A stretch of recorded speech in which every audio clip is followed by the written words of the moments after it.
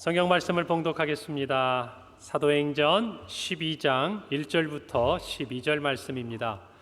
신약 성경 207페이지 사도행전 12장 1절부터 12절의 말씀, 저와 한 절씩 교독하시고 마지막 절 합독하겠습니다. 그때에 헤롯 왕이 손을 들어 교회 중에서 몇 사람을 해하려 하여 유대인들이 이 일을 기뻐하는 것을 보고 베드로도 잡으려 할세 때는 무교절 기간이라.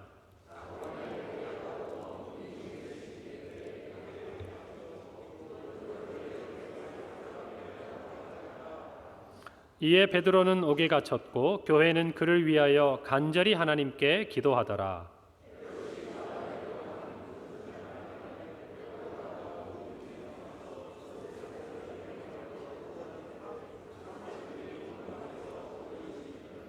호련히 주의 사자가 나타나매 옥중에 광채가 빛나며 또 베드로의 옆구리를 쳐 깨워 이르되 급히 일어나라 하니 쇠사슬이 그 손에서 벗어지더라.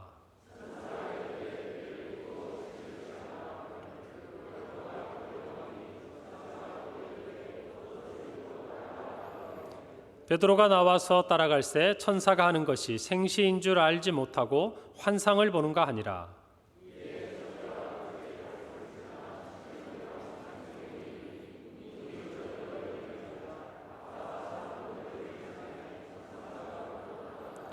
이에 베드로가 정신이 들어 이르되 내가 이제야 참으로 주께서 그의 천사를 보내어 나를 헤롯의 손과 유대 백성의 모든 기대에서 벗어나게 하신 줄 알겠노라 하여 함께 읽습니다. 깨닫고 마가라 하는 요한의 어머니 마리아의 집에 가니 여러 사람이 거기에 모여 기도하고 있더라. 아멘. 할렐루야. 한 주간들 평안하셨습니까? 제가 보니까 아침에는 조금 비처럼 부슬부슬 내리는 것 같더니 눈이 이렇게 하늘로부터 내려오는데 요즘에 눈 참 예쁘게 내리는 것 같아요. 이렇게 바람이 안 불고 그대로 눈이 떨어지니까 이후에 또 눈 때문에 불편함이 있긴 하지만 눈을 보면서 우리의 마음도 무엇인가 포근해지고 따뜻해지는 것도 있는 것 같습니다. 우리가 자연의 모든 현상을 보면서도 이것이 하나님의 은혜다라고 생각하고 고백할 수 있을 때 정말 하나님의 은혜가 또 하나님의 구원이 저와 여러분의 삶에 임하는 줄 믿습니다. 이제 명절을 눈앞에 두고 있네요. 보니까 가게마다 지나가는 거리마다 또 우리 성도님들도 명절 준비하시느라 분주하시죠? 이제 부모님을 찾아 뵈야 되는 분도 계실 거고 또 이제 집으로 찾아오는 오랜만에 오는 그 자녀들 또 손주들 위해서 무엇을 할까 아마 마음 쓰며 기다리는 분도 계실 겁니다. 그런데 정말 우리가 어떤 이 명절을 지내기 위한 눈에 보이고 손에 잡히는 어떤 준비도 중요하지만 정말 우리가 영적으로 한 가족이 모였을 때 또 우리가 그 가족들과 함께 있을 때 위로부터 부어지는 하나님의 은혜 또 하나님 안에서 누리는 화목과 평화에 대한 우리 마음의 준비부터 우리가 잘하는 한 주간이 되었으면 참 좋겠습니다. 광고에 나왔는데요. 지난 목요일에 전국 성경고사대회 또 찬양 율동 성경 암송대회가 있었는데 우리 평강교회 친구들이 정말 잘했습니다. 우리 박수 한번 쳐주세요. 제가 이게 또 이렇게 센스 있게 화면에 다 올라옵니다. 그래요. 제가 너무너무 기분이 좋았어요. 그래서 새벽 기도하는 분들에게는 말씀드렸는데 왜 기분이 좋았나? 여러 이유가 있지만 여러분 이게 그냥 아이 혼자 열심히 해서 되는 일이 아닙니다. 이런 결과물이 나오려면요. 적어도 우리 주일학교에 있는 교역자나 선생님들, 담임 교사들이 정말 아이들에게 이 말씀을 잘 가르치지 않으면 안 되는 거예요. 왜냐하면 1년 12달 배운 거 가지고 시험 보는 거란 말이죠. 그리고 둘째는 어쩌면 선생님들이나 교역자들이 교회에서 하는 것 그 이상으로 가정에서 아이들에게 부모님들이 말씀에 대해서 가르치고 또 찬양이나 율동을 함께 부르면서 이렇게 가정 안에 신앙의 교육을 해야 아이들이 이런 것들을 통해서 이런 결과를 얻게 되는 것이에요. 또 하나는 아이 스스로가 하나님을 좋아해야 합니다. 말씀을 좋아해야 돼요. 여러분 그러니까 이 세 가지가 딱 하나가 돼야 이런 결과물을 얻을 수 있는 건데 제 마음이 얼마나 좋겠어요. 우리 부서가 또 가정이 또 우리 아이들이 이렇게 하나님의 은혜로 좋은 결과를 가져와서 제 마음속에 참 기쁨이 많았습니다. 여러분도 좋으시죠? 제가 그런데 이렇게 어제 저희 이제 부장 집사님, 교육 부서를 담당하시는 집사님들하고 한 1시간 조금 넘게 서로 이제 교제를 했는데 제가 쭉 명단을 보다가 궁금한 게 있었어요. 하나가 뭐냐면 한 가정에서 두 아이가 이번 시험에 임했어요. 그런데 공통적으로 그 가정들 다 한 자녀는 수상을 하고 한 자녀는 수상을 못한 거예요. 그래서 제가 궁금한 거예요. 그 자리에 한 분이 계시더라고요. 그래서 집사님 분위기가 좀 어떻습니까? 집안에 물어봤더니 아직 말을 못했대요. 애들한테 먼저 오늘 곧 알게 되겠죠? 뭐 이미 알고 있을 수도 있고. 자, 이게 부모의 마음인 거예요. 부모의 마음은 어떻습니까? 상을 받은 아이도 너무 자랑스럽고 귀하고 예쁘지만 상을 받지 못한 아이도 그동안에 힘쓰고 애쓰고 노력한 것, 여러분 이것에 대해서 격려해주고 또 더 다음에 좋은 결과를 기대해주는 것이 부모의 마음 아니겠습니까? 우리 여러분들 같으면 어떻게 하시겠어요? 저 같으면 이럴 것 같아요. 아이에게 상 받는 게 중요한 게 아니야. 너희들이 하나님 앞에서 이렇게 말씀을 공부하고 찬양을 하고 성경을 암송했던 그 모든 것만으로도 하나님은 너희들을 너무 사랑하실 거고 상보다 더 큰 은혜를 주실 거다. 할렐루야. 그래요. 이렇게 할 거 아닙니까? 그래서 제가 그 마음을 생각하다가 이런 생각을 하고 제가 하나 요청을 했습니다. 교육부서에. 어떻게 했냐면 상 받은 애들은 저희 전국 주일학교 연합회 회장 이름으로 이렇게 상장이 나가고 뭐 상품도 주고 합니다. 그래서 제가 참가한 모든 우리 친구들한테는 우리 평강교회 주일학교 교장이 누구죠? 그래요. 저예요. 제 이름으로 막 찍어도 되는 거예요. 그래서 제가 제 이름으로 딱 해가지고 상장을 만들라 그랬어요. 그래서 이 학생은 이번 주일학교 전국 대회에 참석해서 믿음으로 최선을 다했기에 상을 드립니다. 이렇게 상장을 제가 만들어서 지금 줄 거예요. 예배 시간에. 박수를 치려면 치고 안 치려면 안 치고. 이 의미는 저한테 잘했다는 말로 제가 이해도 되겠죠? 그래요. 마음이 가더라고요. 왜 그러냐면 애들인데 낙심하지 안 되겠어요. 애들도 낙심이 되죠. 같이 노력했는데. 그래서 제가 우리 교회에서 이제 선물도 좋게 해가지고 하나하나 다 주자고 그랬습니다. 그러고 나니까 제 마음에 굉장히 기쁨이 있었어요. 그러니까 상을 주고 안 주고 이런 마음을 떠나서 우리 아이들이 격려가 되겠다. 그리고 진짜 제 마음도 여러분도 그러시죠. 아이들이 상 받아서 좋지만 그 과정을 함께 지나오는 도중에 하나님과 가까워질 수 있다는 것보다 더 좋은 게 어디 있겠습니까? 그렇죠? 저는 우리 하나님 마음도 똑같다고 생각을 해요. 여러분 근데 우리 신앙의 원리도 이와 비슷한 게 있는 것 같아요. 다 같이 하나님 사랑하고 다 같이 기도하고 다 같이 예배드리고 다 같이 하나님 앞에 간구하는데 여러분 어떤 사람은 응답이 임해요. 그런데 어떤 사람은 응답이 더뎌요. 기다려야 돼요. 여러분 어떤 사람은 이 땅에서 예수도 믿지만 정말 하나님이 주시는 은혜 가운데 가난도 아니라 부요함으로 또 지식도 정말 풍성하게 그리고 이 땅에 누리는 많은 것들을 가지고 생활하신 분도 계세요. 그러나 한편으로 똑같이 하나님 앞에 예배하고 기도하고 또 정말 한 교회 안에 지체로 있지만 어떤 분들은 어때요? 삶 가운데 고난이 있고 또 경제적으로 어려움을 겪고 또 건강이 약해지고 여러분 우리 안에도 수많은 환우들이 계시지 않습니까? 왜 우리는 똑같이 기도하고 똑같이 예배하고 한 하나님을 사랑하는데 어떤 사람에게는 그와 같은 이 땅에서도 보이는 은혜를 주시고 어떤 사람에는 그것들을 주시지 않는가? 여러분 이것이 우리가 신앙생활하면서 하나님 앞에 묻고 싶은 건 아닙니까? 하나님 똑같이 노력했는데 왜 누구는 상 받고 누구는 상이 없을까요? 여러분 우리가 명절을 앞에 두고 있지만 그래요. 우리 모두도 이 명절을 기다리는 마음이 다릅니다. 어떤 사람은 온 가족이 예수 안에서 구원 안에서 함께 있어요. 그래서 아마 이 상장 들어가고 내려가면요. 가족들이 다 축하해 줄 겁니다. 기뻐해 줄 거예요. 그리고 함께 모여서 예배하고 우리 가족 가운데 하나님이 은혜를 주신 것들을 감사할 거예요. 여러분 그러나 우리 그 중에는 또 어떤 성도님들의 마음은 이 명절이 무거운 분도 있어요. 내려갔는데 아직도 제사를 드리고 또 하나님을 알지 못하는 가정들 안에서 정말 눈물을 흘리면서 삼키면서 하나님 우리 가족의 이 영혼을 구원해 달라고 이 시간을 안타까운 심정으로 지나가야 되는 우리 성도들도 계시는 것이죠.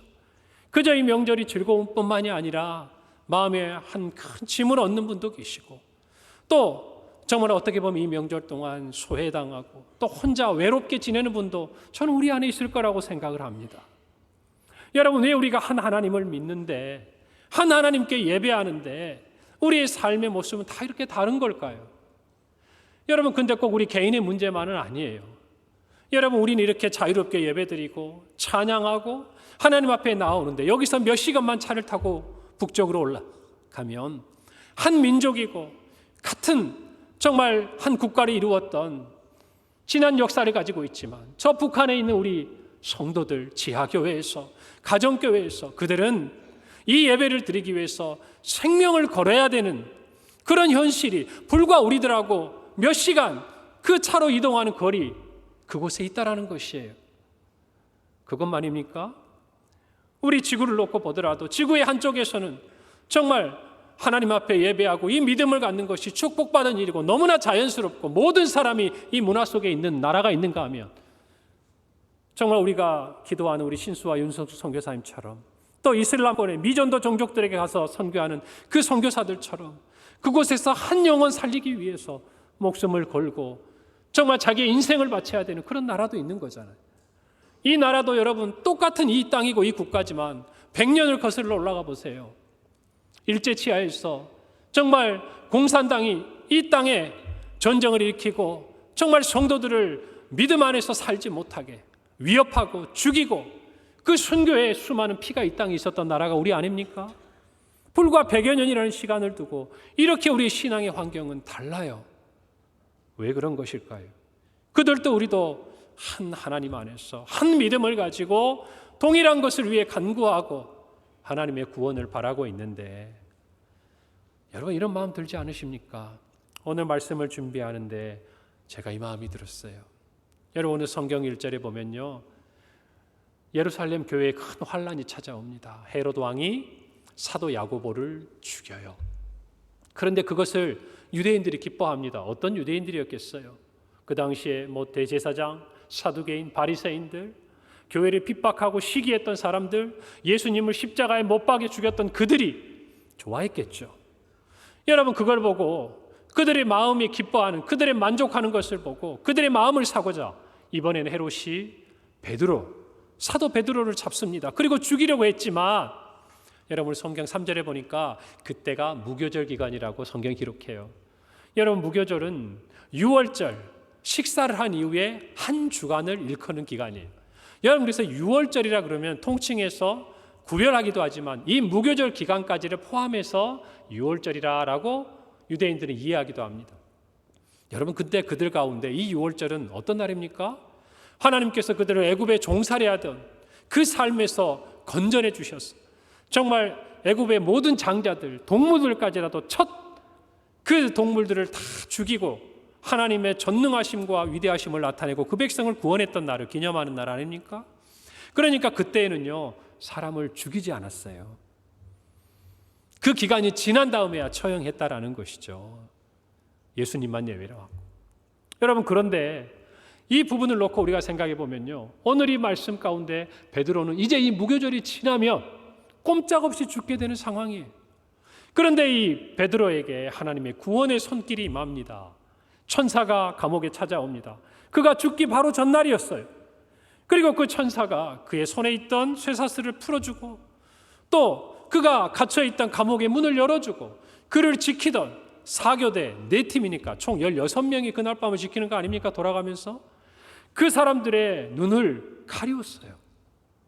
그리고 나서 그를 길가까지 인도하고, 그가 구원받은 것을 깨달은 베드로가 이제 그를 위해 간절히 기도했던 성도들이 있는 자리로 찾아가는 것이 오늘 성경에 기록되어 있는 말씀입니다.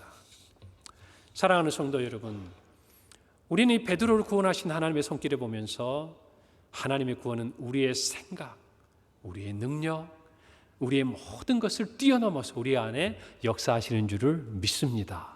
여러분, 그래요. 꿈인지 생신지 베드로조차도 이게 하나님의 구원이 어떻게 임했는지 도무지 분간하지 못할 정도로 또 그를 지키던 파수꾼들도, 또 그를 막기 위해 묶어놓았던 모든 쇠사슬도 여러분 하나님의 구원 앞에서는 아무 힘을 쓰지 못했어요. 너무나 무기력했어요. 그만큼 하나님의 구원은 강력한 것이었습니다.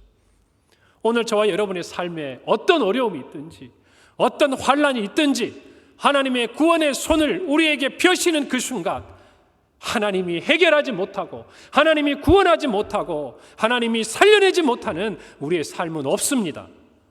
할렐루야. 이걸 믿으셔야 돼요. 모세는 홍해를 앞에 두고 뒤쫓아오는 애굽의 군대를 보며 두려워하는 이스라엘 백성들에게 이렇게 말합니다. 출애굽기 14장 13절이에요. 모세가 백성에게 이르되 너희는 두려워하지 말고 가만히 서서 여호와께서 오늘 너희를 위하여 행하시는 구원을 보라. 너희가 오늘 본 애굽 사람을 영원히 다시 보지 못하리라. 우리가 할 일은요, 가만히 서서 하나님이 행하시는 구원의 역사를 보는 거예요. 할렐루야. 우리 힘으로 무엇인가를 풀어내고 우리 힘으로 무엇인가를 넘어서는 노력, 그것도 하나님의 은혜 가운데 우리에게 필요하겠지만 궁극적으로는 하나님이 우리를 구원해 주셔야 돼요. 하나님이 우리를 일으켜 주셔야 돼요. 하나님이 우리를 치유해 주셔야 돼요. 하나님이 우리 가족을 구원해 주셔야 돼요. 우리를 삶의 그 수렁에서 건져 주셔야 되는 거예요. 여러분, 그래서 가만히 서 있는 우리가 할 수 있는 게 기도 아닙니까? 기도잖아요. 그들이 베드로를 살리기 위해서 예루살렘 교회 성도들이 할 수 있는 것 뭡니까? 가만히 주께 무릎 꿇고 주님이 베드로를 구원하신 걸 본 거예요. 우리의 모든 삶에 그와 같은 하나님의 구원이 임하기를 바랍니다. 여러분, 오늘 성경에 보면요, 재밌는 부분이 있어요. 7절에 보면 천사가 베드로에게 나타날 때 이렇게 기록해요. 호련히 주의 천사자가 나타나며 옥중에 광채가 빛나며, 그리고 베드로의 모든 쇠사슬을 풀고 그를 깨워 구원합니다. 여러분, 그런데 이때 이 호련히라고 쓰여진 단어가 우리말로 이야기하면 이런 뜻이죠. 갑자기 그냥 베드로가 전혀 생각하지 못한, 예상치 못한 그날 밤에 문득 온 거예요. 그런데 이때 쓰였던 이 호련히라는 단어가요, 헬라어 이두라는 단어인데, 여러분 한번 제가 여기에서 여러분에게 설명해 드린 적이 있어요. 기억하기는 어려우시겠지만 무슨 말은 이런 뜻이에요. 감탄문으로 쓰일 때 보라 말이에요. 보라. 그러니까 이것을 감탄문으로 바꾸면 이렇게 되는 거예요. 보라, 주의 사자가 나타나며 옥중에 광채가 빛나며. 할렐루야. 우리의 삶에, 우리의 그 감옥에 하나님께서는 빛처럼 하나님의 천사를 보내시고 자신의 구원을 우리 가운데 이루어 주시는 분이라는 것이에요. 그것을 보라는 것입니다. 그것을 너희가 전에 보았다는 거예요. 그것을 앞으로 너희가 보게 될 것이라는 겁니다. 할렐루야. 이것이 저와 여러분의 삶의 고백이 되어야 합니다. 여러분, 이런 베드로의 구원, 그것이 저와 여러분의 삶에 임하기를 바라면서 오늘 제 마음속에 이 성경을 한 주간 묵상하는데요, 끊이지 않는 질문이 있었습니다. 그게 뭡니까? 바로 서두에 제가 여러분에게 드렸던 말씀이에요. 베드로는 구원을 받았습니다. 그런데 누구는? 사도 야고보는 순교했습니다. 여러분, 왜 베드로를 살릴 수 있는 하나님께서 야고보는 두시고 베드로는 구원하셨을까요? 여러분, 왜 그랬을까요?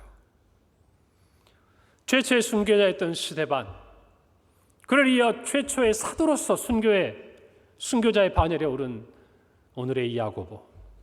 여러분, 하나님이 베드로를 더 사랑하시고 베드로의 믿음이 더 좋았고, 아니면 성도들이 베드로를 위해서 더 기도를 열심히 했기 때문에 베드로는 구원을 받았고 야고보는 순교를 당했습니까?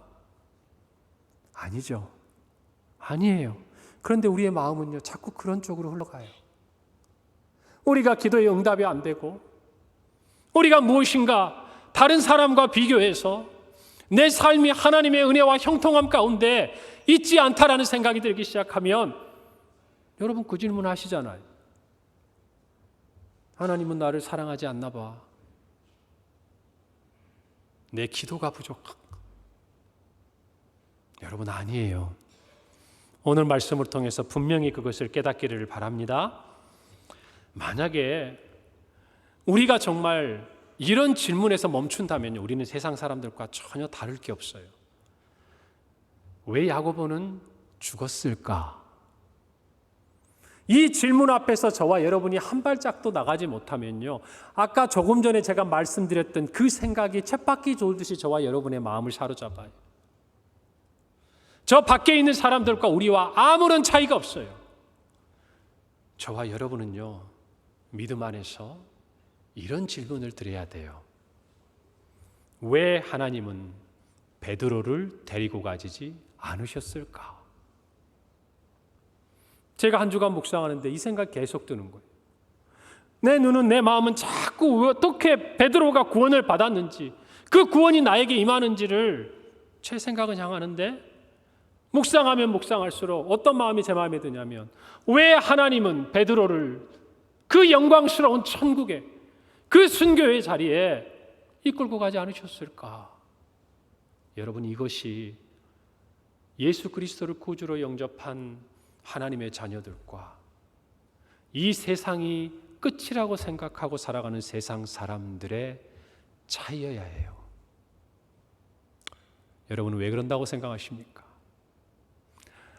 제가 첫 사역을 했던 사역지에 중간에 담임 목사님이 바뀌셨어요. 새로 오신 목사님의 첫날, 첫 주 그 설교의 제목을 제가 기억합니다. 안 놀라시네요? 여러분, 그게 한 17, 18년 전 얘기예요, 지금. 제가 한번 여쭤볼까요? 제가 2주 전에 제 설교 제목이 뭔지 여러분 기억하십니까? 그러니까 이거는 뭐냐면 제가 기억하려고 기억하는 게 아니에요. 살다 보면 이상해요. 기억할 생각도 안 하고 있는데 기억이 나는 게 있어요. 제가 2, 3년 전에 담임 목사님 지금 미국에 계시거든요, 그분이. 그런데 들어오셨을 때 저를 만났습니다. 교제를 하는데 제가 그 얘기를 드렸거든요. 목사님, 첫 설교에 목사님 설교 제목이 이렇게 설교를 하셨는데 기억나세요? 그랬더니 깜짝 놀라시는 거예요. 아니, 윤 목사 어떻게 그걸 기억하냐? 제가 기억하려고 한 게 아니라 기억이 돼버렸어요. 그래서. 근데 그분이 그러셨어요. 자기가 담임 목사가 돼서 첫 설교를 하면 이 설교를 해야겠다라고 오랫동안 준비하신 설교를. 근데 중요한 것은 제가 설교 내용은 하나도 기억이 안 나요. 뭐만 기억나냐? 제목만. 근데 오늘 말씀을 준비하는데요, 한 주간 그 제목이 또 떠오르는 거예요. 그 제목은 바로 이런 설교의 제목이었습니다. 성도를 세상에 두시는 이유. 이것이 그 목사님의 첫 번째 담임 목사로서 설교였어요. 여러분, 하나님은 왜 사랑하는 성도들을 이 세상에 두십니까? 왜 그런다고 생각하십니까? 정말 하나님이 사랑하시고 하나님 우리에게 약속하신 구원이 이 세상의 어떤 것과 비교할 수 없는 영광스러운 것이라면 빨리 데리고 가셔야죠. 여러분 자녀들에게 좋은 것 주기 원하시잖아요. 좋은 것 주면서도 더 좋은 것 주기 원하시잖아요. 그거 주지 못해서 안타까워하잖아요. 하나님이라고 다르실까요? 왜 그러실까요? 아멘, 주 예수에 어서 오시라고 고백하는 성도들을 하나님이 이 땅에 두시는 이유가 무엇입니까? 여러분, 저와 여러분은요, 이 질문을 우리에게 하나님께 드려야 돼요. 이 땅에서 내가 더 얼마나 살 것인가, 내가 얼마나 이 땅에서 가지고 누릴 것인가가 아니라 하나님, 나를 왜 이 땅에 머물게 하십니까? 여러분, 이것이 저와 여러분의 질문이 되어야 할 것 같아요. 제가 한 주간 묵상하면서 제 마음을 두드린 이야기예요. 사랑하는 성도 여러분, 우리는 이 질문을요, 믿음 안에서 받을 수 있습니다. 받아야 합니다. 왜 그런지 아세요? 저를 따라서 해봅시다. 첫 번째입니다. 그들이 영생을 간직했기 때문입니다. 여러분, 오늘 야고보는 죽고 베드로는 살았습니다. 세상 사람들은 그렇게 평가할 거예요. 야고보의 인생을 불쌍하고 긍휼하고 실패하고. 여러분, 그러나 베드로는 하나님의 구원을 받았으니 그는 성공하고 형통한 인생이라고.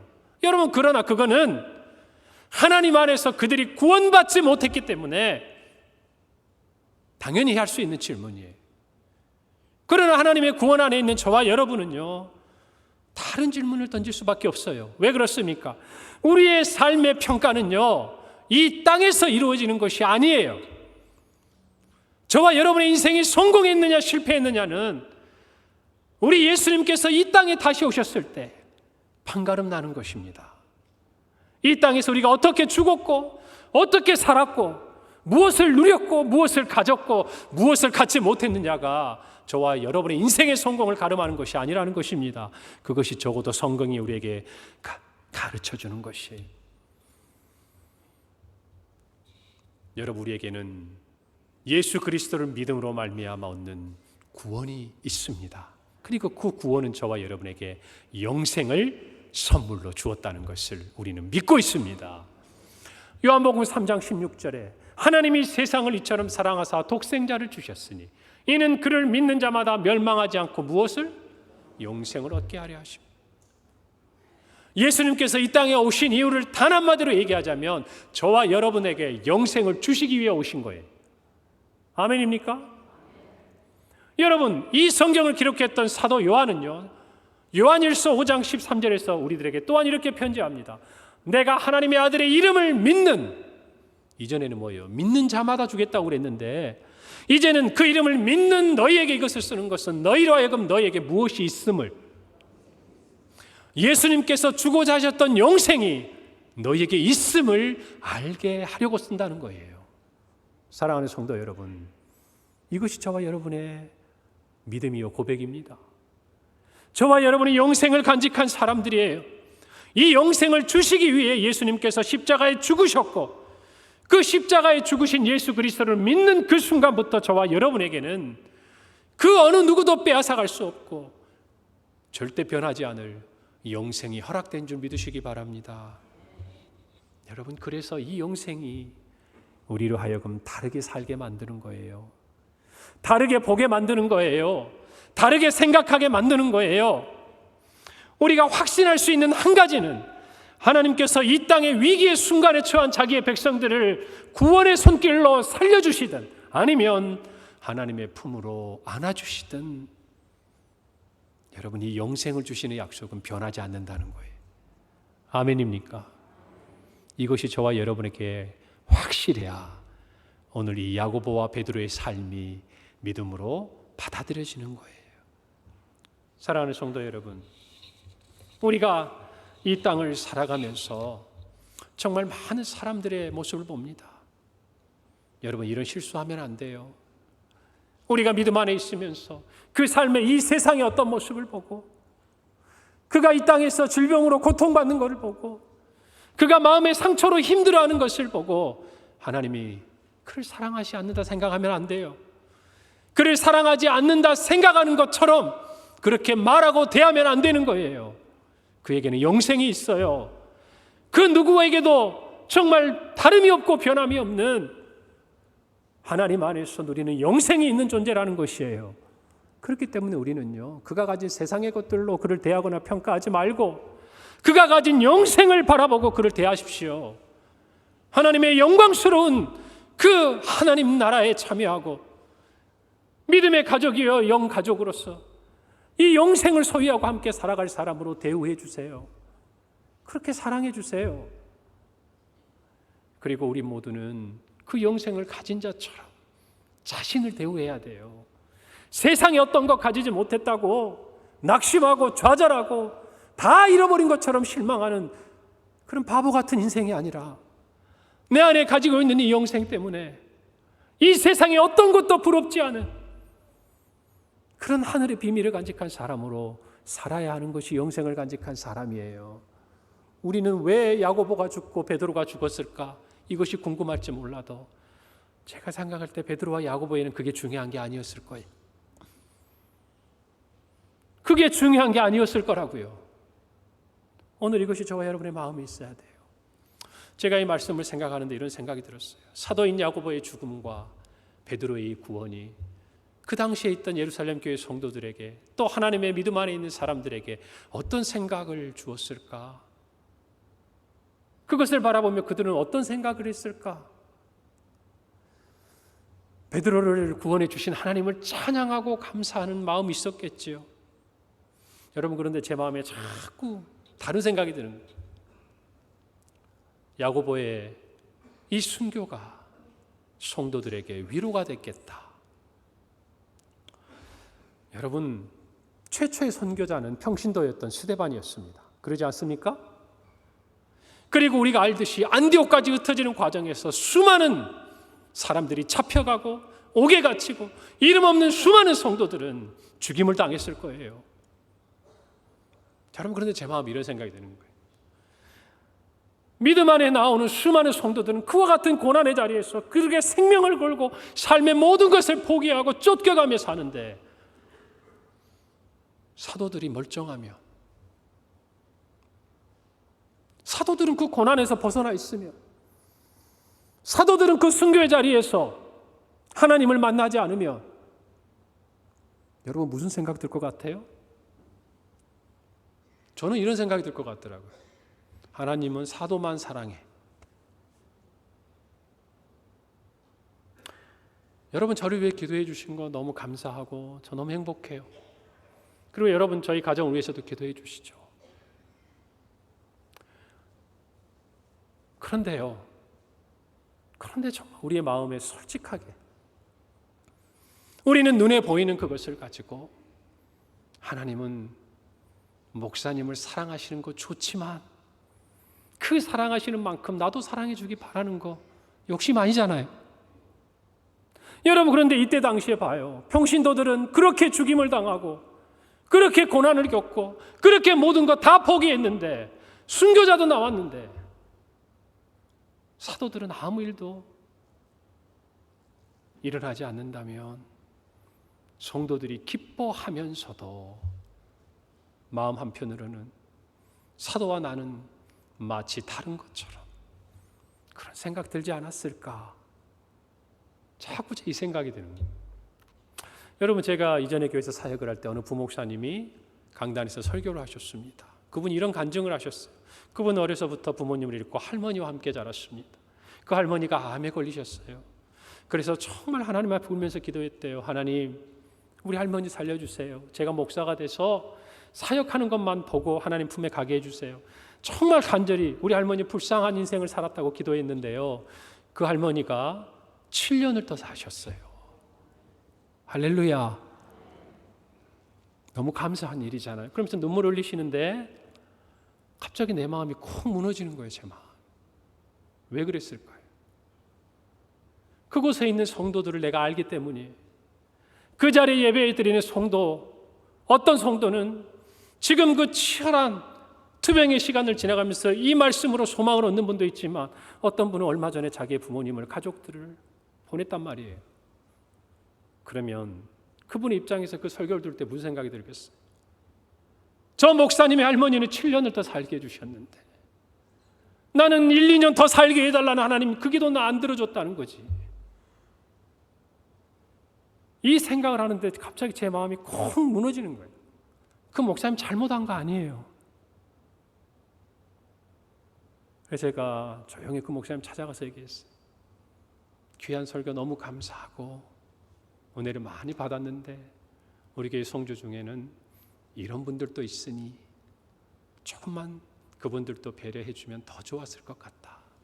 저보다 후배 목사니까 제가 그렇게 얘기할 수 있었어요.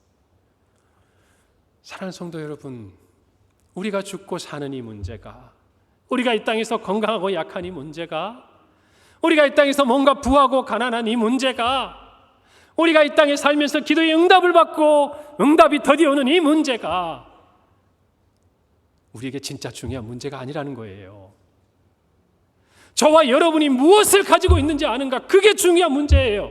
아니, 문제가 아니라 저와 여러분이 가지고 소유하고 있는 은혜이고 축복인 거예요. 사랑하는 성도 여러분, 요즘 우리는 새벽에 빌립보서 말씀을 배웁니다. 그런데 그 중에 사도 바울이 빌립보 교회에 고백하는 것들을 우리는 말씀을 통해 배우는 과정에 빌립보서 1장 20절 21절에 이런 말씀을 대합니다. 나의 간절한 기대와 소망을 따라 아무 일이든지 부끄러워하지 아니하고 지금도 전과 같이 온전히 담대하여 살든지 죽든지 내 몸에서 그리스도가 존귀하게 되게 하려 하나니 이는 내게 사는 것이 그리스도니 죽는 것도 유익함이다. 그래서 사도 바울에게 살고 죽는 건 중요한 문제가 아니었어요. 야고보에게도 베드로에게도 마찬가지. 그들은 그것을 뛰어넘었어요. 초월했어요. 왜요? 그들에게는 영생이 있었기 때문이에요. 사랑하는 성도 여러분, 이것이 저와 여러분이 이 땅의 삶을 바라보는 자세여야 돼요. 사랑하는 성도 여러분, 바울은요 감옥에 그때 빌립보에 편지할 때 로마의 감옥에 갇혀 있는 그 순간이지만 그는 확신했습니다. 하나님이 나를 여기서 꺼내줄 거라고 확신했어요. 그의 그 구원의 확신대로 하나님은 정말 1차 로마 감옥에서 그를 꺼내주셨습니다. 그리고 빌립보 교회를 방문하게 하셨어요. 여러분, 그런데 두 번째 갇힐 때는 어떻게 됩니까? 사도 바울은 그곳에서 순교합니다. 그가 가진 확신은요 사실 여기서 벗어나는 게 아니었어요. 그가 가진 두 번째 확신은 내가 여기서 설령 죽는다 하더라도 하나님이 나에게 주신 영원한 생명이 있으므로 나는 하나님의 구원을 확신한다는 믿음으로 그는 고백한 거였어요. 할렐루야. 이것이 저와 여러분의 신앙의 고백이요 믿음의 실체라는 것입니다. 여러분, 성도의 기쁨은 이 영생의 약속에 기반하고 있는 것이에요. 저와 여러분이 이 땅에서 무엇인가 염려하고 있다면, 무엇인가 정말 두려워하고 있다면, 무엇인가 불평하고 있다면, 무엇인가 원망하고 있다면 여러분이 뭘 가지고 있는지 모르는 거예요. 여러분 안에 뭐가 있는지를 모르는 거예요. 아직 잘. 사랑하는 성도 여러분, 우리의 삶의 어떠한 자리라도 영생이 감당하지 못할 자리는 없는 것입니다. 설령 순교의 자리라 할지라도요. 오늘 그 마음이 저와 여러분에게 하나로 묶어진 은혜가 있기를 바랍니다. 두 번째로, 우리가 베드로의 구원과 야고보 사도의 죽음을 믿음으로 받을 수 있는 이유는요, 그들에게 사명을 주셨기 때문이에요. 사명을. 야고보는 죽음으로 사명을 완수했고 베드로는 감옥에서 풀려남으로 그에게 남겨진 사명을 감당했습니다. 결국 베드로도 십자가에 못 박혀 순교했습니다. 여러분, 중요한 것은 죽고 사는 문제가 아니었어요. 그들에게 주신 사명이 있었어요. 여러분, 사명이 목숨보다 중요하다는 얘기를 들어보셨습니까? 너무 과한 얘기인가요? 여러분, 성도에게는 이 말이 맞아요. 왜 그런 줄 아세요? 성도에게 주신 사명이 목숨보다 중요한 이유는요, 목숨이 중요하지 않다는 말이 아니에요. 예수님도 천하의 모든 것을 얻어도 그 목숨을 잃으면 그에게 무엇이 유익하겠냐고 얘기하셨습니다. 우리에게 가장 귀한 것이 목숨입니다. 그러나 우리에게 사명이 목숨보다 중요하다고 고백할 수 있는 그 이유는 우리에게 영원한 생명이 주어졌기 때문에 그래요. 할렐루야. 그래서 이 영생을 가진 성도는 죽음을 두려워하지 않고 사명을 향해 나아갈 수 있는 힘이 생기는 거예요. 약속이 생기는 거예요. 여러분, 그래서 사도 바울은 사도행전 20장 24절에서 이렇게 말합니다. 내가 달려갈 길과 주 예수께 받은 사명, 곧 하나님의 은혜의 복음을 증언하는 일을 마치려 하면은 나의 무엇조차 생명조차 조금도 귀한 것으로 여기지 아니하노라. 사랑하는 성도 여러분, 이 엄청난 고백이 바울만의 고백이 아닌 것입니다. 야고보의 고백이고 베드로의 고백이고 저와 여러분의 고백이어야 하는 것이에요. 이 영생의 비밀을 깨닫는 자는 사명자로 살아갑니다. 그러나 이 영생을 가지고도 이 영생이 어떠한 은혜요 능력이 있는지를 모르는 사람은 사명자의 삶을 살아갈 수가 없어요. 왜요? 눈에 보이는 것, 손에 잡히는 게 다르거든요. 사랑하는 성도 여러분, 우리는 늘 자주 반복했던 이야기, 전능자의 그늘의 책의 주인공이었던 짐 엘리엇, 영원한 것을 위해 영원하지 않은 것을 버리는 것은 어리석은 일이 아니고 어리석은 자가 아니라고 그랬어요. 그가 어떻게 그걸 알았겠습니까? 영원한 생명을 깨달았기 때문에 그래요. 그래서 저와 여러분이 이제 영원한 생명을 가진 자로, 사명자로 살아야 하는 것입니다. 우리에게 중요한 것은 이 땅에 살고 죽고 더 가지고 건강하고 이런 차원이 아니라 영원한 생명을 가지고 하나님 주신 사명을 감당하는 것, 그것이 저와 여러분에게 남겨진 삶의 이유라는 것입니다. 예수님은 영접하는 자에게 동일하게 영생을 주셨지만 저와 여러분 모두에게는 각기 다른 사명을 주셨습니다. 여러분, 참 이 말씀을 대하고 하나님의 사도들, 예수님의 정말 사도들도 하나님의 자녀들을 인생을 보면요, 참 아이러니해요. 여러분, 성경에 보면 오늘 죽임을 당한 사도 야고보와 형제인 사람이 있습니다. 누굽니까? 요한입니다. 여러분, 그런데 사도 중에 첫 번째 순교자가 누구였어요? 야고보였어요. 그런데 사도 중에 가장 오래 산 사람이 누굴까요? 요한이었어요. 한 어머니 아래서 태어난 두 자녀인데, 그리고 예수님 곁에 그의 어머니가 예수님이 십자가에 달리기 위해 예루살렘에 입성하는 그때에 두 아들을 데리고 가서 주여 정말 하나는 주의 좌편에 우편에 세워달라고 했던 그 자녀들, 그때에 예수님께서는 이렇게 말씀하셨습니다. 너희가 구하는 것을 너희는 알지 못하는도다. 내가 마시려는 잔을 너희가 마실 수 있겠느냐. 그때 그 두 사람이 이렇게 얘기합니다. 내가 할 수 있습니다. 그럴 때 예수님이 이렇게 얘기하셨어요. 너희가 과연 내 잔을 마시려니와 내 좌우편에 앉는 것은 내가 주는 것이 아니라 내 아버지께서 누구를 위하여 예비하셨든지 그들이 얻을 것이다. 하나님 나라를 위해 형제 중 하나는 가장 먼저 순교의 제물이 되고, 또 다른 형제는 가장 오랫동안 이 땅에 살면서 예수님의 다시 오심을 증거하는 사명을 감당한 거예요. 여러분, 뭔가 의미가 있다고 느껴지지 않으십니까? 우리 인생도 마찬가지예요. 각기 달라요. 다 다르지만 우리에게는 같은 사명이 있는 것이에요. 할렐루야. 그 사명이 완수되어야 하나님은 저와 여러분을 데리고 가실 거예요. 그러니까 염려하지 말아요. 두려워하지 말아요. 걱정하지 말아요. 하나님께서 여러분에게 구원의 손을 펼치실 거예요. 그 구원의 손이 어떤 것인지 우리는 알지 못해요. 우리 거저 마시고자 하는 하나님의 정말 예수님을 따르는 그 잔이 어떤 건지 우리는 다 알지 못하지만 확신하는 것은 있어요. 주님이 주시는 영생을 따라 우리가 사명을 가지고 나아갈 때 주님은 반드시 저와 여러분에게 구원의 손을 펼치신다는 거예요. 사랑하는 성도 여러분, 이 야고보와 베드로의 대조적인 삶이 저와 여러분에게 은혜의 말씀으로 다가오기를 간절히 바랍니다. 여러분, 오늘 12장은요 단순히 우리의 살고 죽는 문제를 기록한 게 아니에요. 1절에서 헤롯이 손을 들어 야고보를 죽였습니다. 그러나 12장의 마지막 부분은 그 헤롯이 하나님의 영광을 가로채다 하나님의 사자가 치셔서 벌레가 먹어 죽었다고 기록하고 있습니다. 인생이 이와 같은 거예요. 이스라엘 백성을 죽이려고 쫓아왔던 애국 군대가 수장되듯이 사도 야고보를 죽였던, 베드로를 죽이고자 했던 헤롯이 그가 하나님의 사자가 치심으로 죽임을 당하던 것처럼 하나님의 구원은 오늘도 살아 역사하시는 줄 믿으시기를 바랍니다. 다만 우리에게 주어진 약속, 영생 안에서 그 영생의 믿음을 가지고 주신 사명을 감당할 때에 오늘 사도행전 24절 말씀처럼 하나님의 말씀은 흥왕하여 더하더라. 할렐루야. 저와 여러분의 삶이 어떠하든지, 어떤 고난이 있든지, 또 하나님의 어떤 구원을 경험하든지 우리 평강교회에는 하나님의 말씀이 흥왕하여 더하는 은혜가 있을 줄 믿습니다.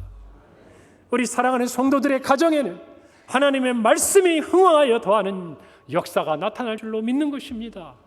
우리 평강교회 모든 부서, 우리 다음 세대에는 이 자녀들의 삶이 각기 다른 삶의 자리에서 하나님이 인도하시는 그 걸음을 따라 살아가겠지만 하나님의 말씀이 흥왕하여 더하는 역사가 우리 자녀들의 삶에 일어날 줄로 믿는 것입니다. 사랑하는 성도 여러분, 중요한 것은 이 땅에 있는 것이 아닙니다. 이미 우리에게 주어진 것입니다. 영생을 가진 자답게 그렇게 살아갑시다. 이번 명절에 혹여라도 믿지 않는 우리의 가족과 부모님들이 계시다면 우리를 통해 인생을 바라보는 눈이 달라지고 질문이 달라지기를 바랍니다. 왜요? 여러분들이 영생을 간직한 자로 그들 앞에 서 있기 때문입니다. 오늘 우리가 야고보의 죽음과 베드로의 구원 앞에서 이와 같은 질문을 다시 한번 확인하는 것처럼 영생을 간직한 여러분을 보고 여러분의 가정 안에 놀라운 하나님의 구원의 손길이 펼쳐지는 것을 우리 모두가 목도하는 은혜가 있기를 간절히 바랍니다. 기도하겠습니다. 하나님, 은혜를 감사합니다. 오늘 이 말씀을 붙들고 갑니다. 살든지 죽든지 이것이 우리 인생의 중요한 문제가 아니라 우리 안에 영원한 생명이 있다는 이 믿음과 확신 안에서 주님 주신 사명을 가지고 살아갈 때 하나님이 우리의 삶에, 우리의 가정에, 우리의 교회에, 또 우리가 살고 있는 우리의 삶의 모든 터전에 펼치시는 구원의 역사를 바라보는 우리 모든 평강의 성도들 되게 하여 주시옵소서. 예수님의 이름으로 기도하옵나이다. 아멘.